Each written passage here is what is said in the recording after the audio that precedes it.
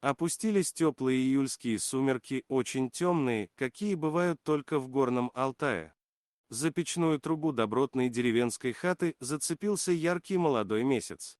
Из двора во двор переругивались застоявшиеся без охоты собаки. А дед Митрофан собирался в лес. Старик всегда подходил к этому очень основательно. Почесав затылок, Митрофан бросил внутрь курева и несколько сигнальных ракет. Не ровен час, встретишься с медведем, у которого самый гон. Зверь серьезный, от него не убежишь, придется отбиваться. Еще раз, проинспектировав поклажу, старик достал большое лукошко, поставил все у порога и завалился спать. На ранней зорьке Митрофан закинул на спину рюкзак и ружье, кликнул зайку и стал выбираться за околицу. Обрадованный свободой пес галопом несся по дороге, попутно раскатисто оповещая запертых дома сородичей о наступлении нового дня. Собака шла легкой рысью, изредка высоко подпрыгивая над колосьями, указывала старику направление к дальнему лесу. В этот раз они шли не стрелять, их добычей должны стать белые грибы и поспевшая уже земляника. Очень хотелось угодить внучке, которая обещала в скорости приехать. Ягода, наверное, уже отойдет, тут-то и пригодится сваренное дедом варенье. Митрофан отметил, что стало значительно светлее, хвойник редел. Сейчас начнутся березы, окружающие большие зеленые поляны. Похоже, пришли.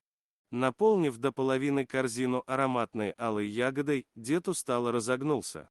Растирая поясницу, направился в тень раскидистого дерева, где верный зайка охранял оставленное ружье и рюкзак. Присел, привалившись спиной к толстому стволу. «Да, ягоду собирать становится все труднее», — произнес вслух, обнимая пса, — «и ты не помогаешь». Глотнул из прихваченной фляжки холодной воды и задремал, обдуваемый легким ветерком. Разбудил старика яростный лай пса.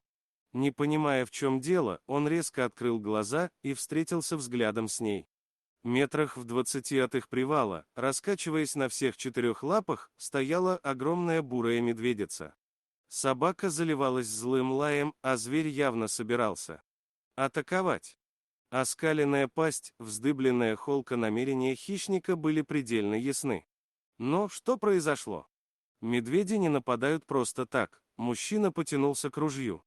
Грянул выстрел в воздух, животное шарахнулось в сторону, и все стало понятно.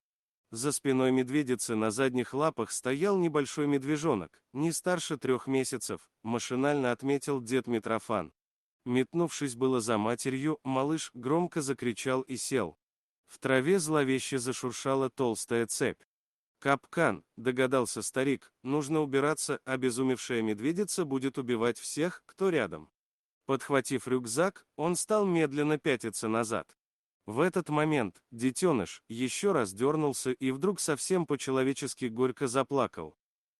Спасибо за просмотр, подписывайтесь на канал, где вы найдете еще много интересного, а также ставьте лайки и пишите комментарии, что думаете по поводу этой истории.